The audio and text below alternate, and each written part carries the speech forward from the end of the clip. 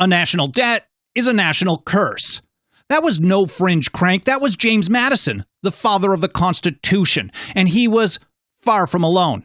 Over and over and over again, the leading minds of the founding warned us what that debt would lead to: corruption, tyranny, war, and collapse. And today, that national curse is bigger than ever, and it keeps getting worse.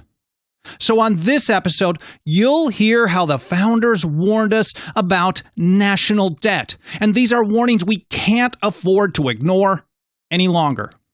But first of all, before getting to that, welcome and thank you for joining me here on the Path to Liberty. My name is Michael Bolden with the 10th Amendment Center, and this is the show for Friday, June 6th, 2025. So, I guess we start off with this. How bad is it really? Well, the anti-federalist writer Brutus, in January of 1788, said he could hardly imagine anything worse than this. He said, "I can scarcely contemplate a greater calamity that could befall this country than to be loaded with a debt exceeding their ability ever to discharge." And at the height of the American Revolution, years before the shot heard round the world and the war for independence, James Otis Jr. called out the debt for what it was. It was crushing the colonies for the crimes of the empire. He said, "The national debt is a terrible evil." And even after independence, the evil didn't go away, the danger didn't end, not even close. And that's why in his 5th annual message to Congress, this is December of 1793, President George Washington didn't talk about debt as some mere policy debate, not some discussion about legislation. He treated it like a threat so serious that delay in paying it off was seen as dangerous.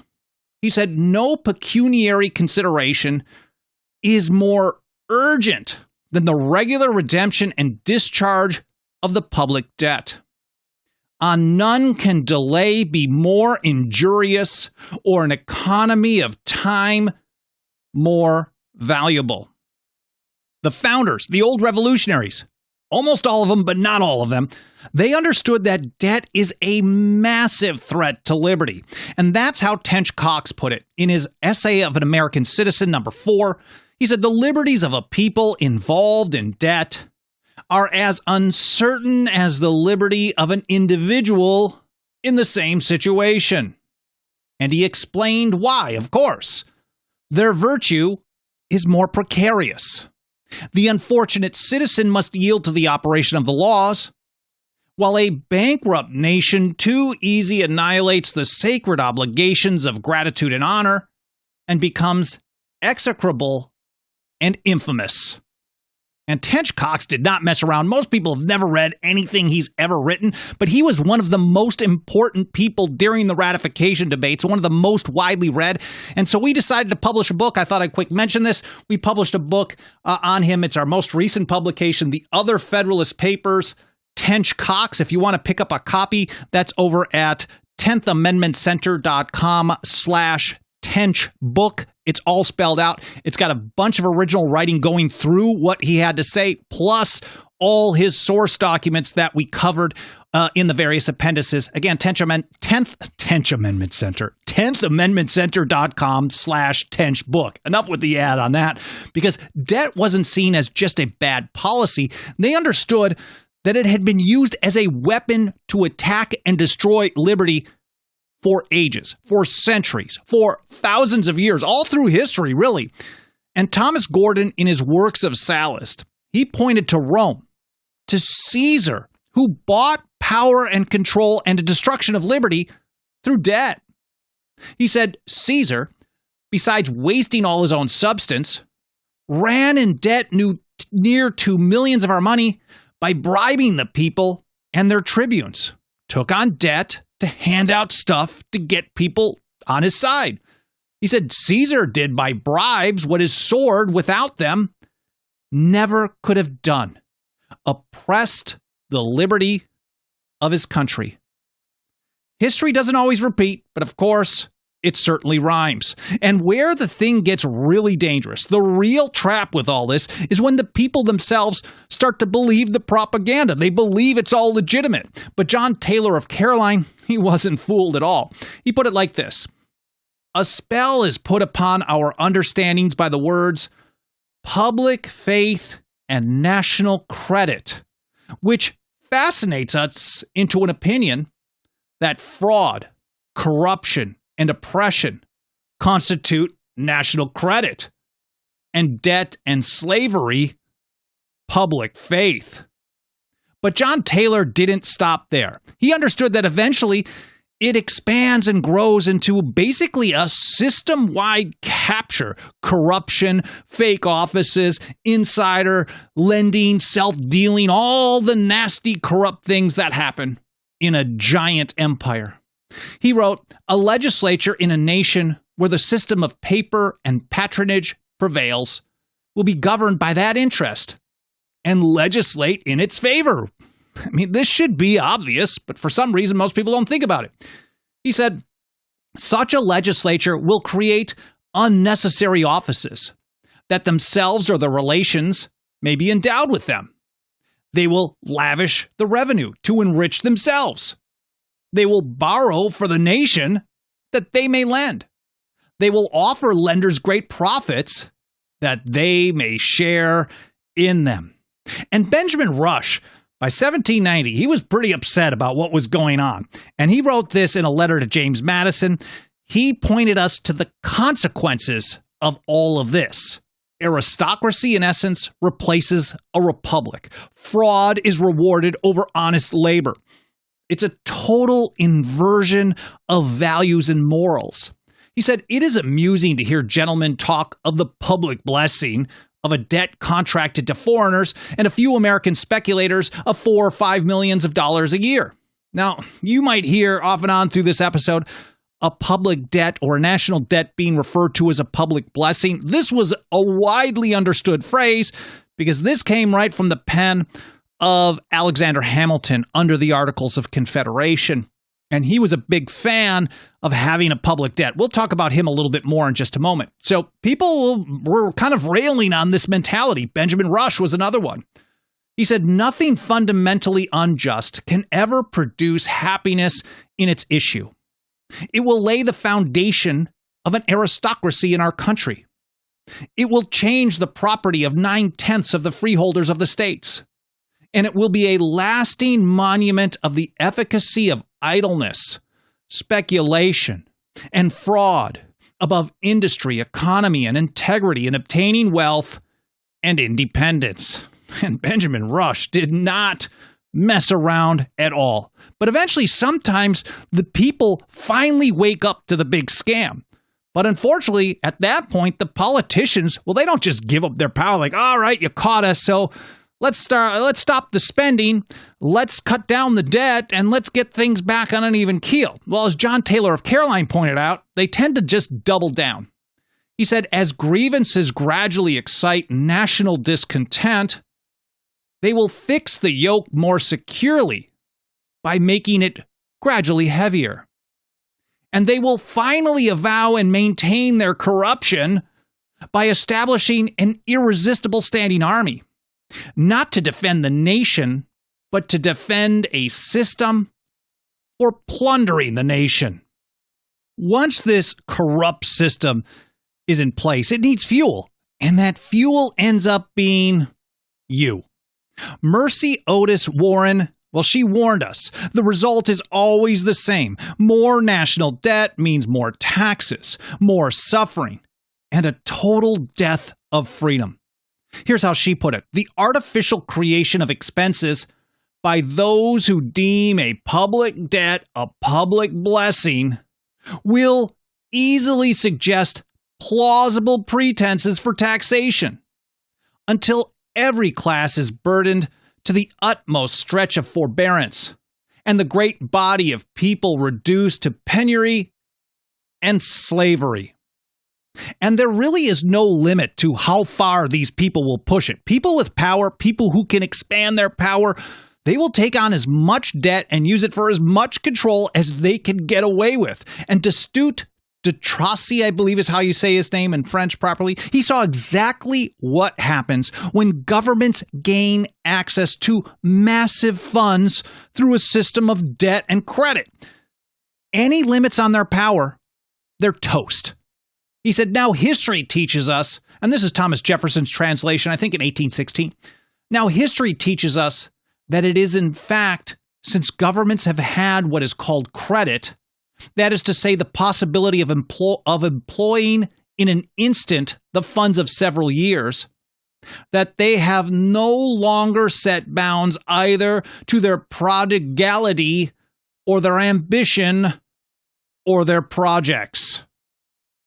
Now, I realize I am blasting through a lot of really important stuff really quickly here, but I'm hoping that this episode serves as a bit of a highlight reel for you. It encourages you to read and learn more in context on your own time. And if you're the type of person who hears this kind of information and says, yeah, I want to study on this and I really want to get up to speed and know all this stuff, well, you're in luck because the TAC's got your back. Over here, we publish a blog post for every single episode. Well, Alan Mosley does the work to get it organized, and I get it published a couple of hours after the live stream is done over at 10thamendmentcenter.com/path to liberty. And in every blog post, Alan puts together a show notes section where you can find all the stuff that I mentioned in the episode, as long as I've done a decent job with my notes, generally in the order that I go through them in the episode. That way, again, you can read and learn more in context on your own time. That'll be published today over at 10thamendmentcenter.com/path to liberty. But let's get back to these warnings about debt as a tool and a weapon to destroy liberty. Thomas Jefferson certainly understood the dangers of a national debt pretty well. He saw debt as the most corruptive force, worse than any external threat. He wrote, "There does not exist an engine so corruptive of the government and so demoralizing of the nation as a public debt." And man, Jefferson did not hold back. He certainly was a student of history. He certainly would have read things like the works of Sallust from Thomas Gordon, and he knew how things went down all the way back to Rome, because he continued with this: "It will bring on us more ruin at home than all the enemies from abroad against whom this army and navy are to protect us." And that's why when he was Secretary of State, he sent a letter to President Washington where he explained the battle lines. And I think the battle lines are the same today. There are those of us who want to see the debt gone, and then there are those who want to use the debt as a tool to manipulate and control. And Jefferson put it like this: "This exactly marks the difference between Colonel Hamilton's views and mine. That I wish the debt paid tomorrow. He wishes it never to be paid, but always to be a thing wherewith to corrupt and manage the legislature." And James Madison understood this as well, and he named debt as one of a trifecta, one of the three known tools of dominating the people. He said, "Armies and debts and taxes are the known instruments for bringing the many under the domination of the few." Now, of course, they don't just rob people. They don't just rip us off. They don't just destroy liberty with a national debt.